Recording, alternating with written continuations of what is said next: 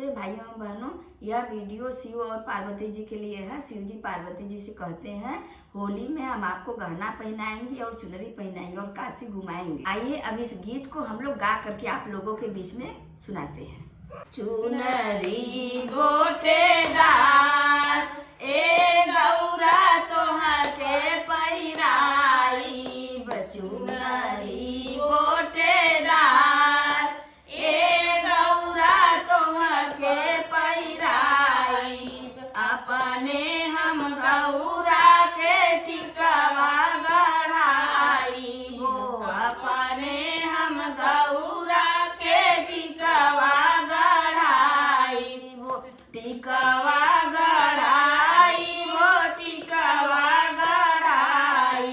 अरे विदिया पे उड़ेला गुलाल ए गौरा तोहर के पहिराई, टिकवा पे उड़ेला गुलाल ए गौरा तोहर के पहिराई, चुनरी गोटेदार ए गौरा तोहर के पहिराई, चुनरी गोटेदार ए गौरा तोहर के पहिराई, अपने हम गौरा के नथिया गढ़ाई, वो अपने हम गौरा के नथिया गढ़ाई।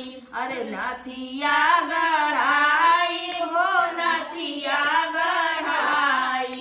अरे कुंडल पे उड़ेला गुलाल ए गौरा तोहर पहिराई, कुंडल पर उड़ेला गुलाल ए गौरा तोहर पहिराई, चुनरी गोटेदार ए गौरा तोहर पहिराई, अपने हम गौरा के हरवा गढ़ाई, वो अपने हम गौरा के हरवा गढ़ाई।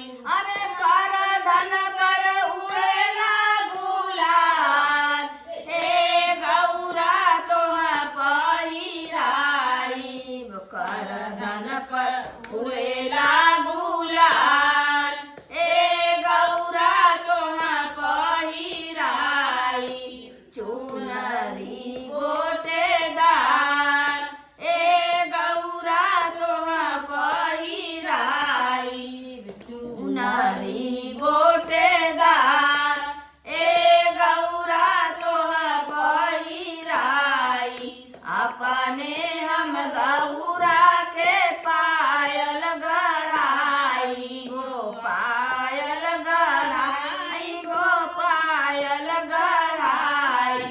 अरे लहंगा पर उड़ेला गुलाल ए गौरा तोहर पहिराई, चुनरी गोटेदार ए गौरा तोहर पहिराई, चुनरी गोटेदार ए गौरा तोहर पहिराई। अब हम इस गीत को समाप्त करते हैं। धन्यवाद।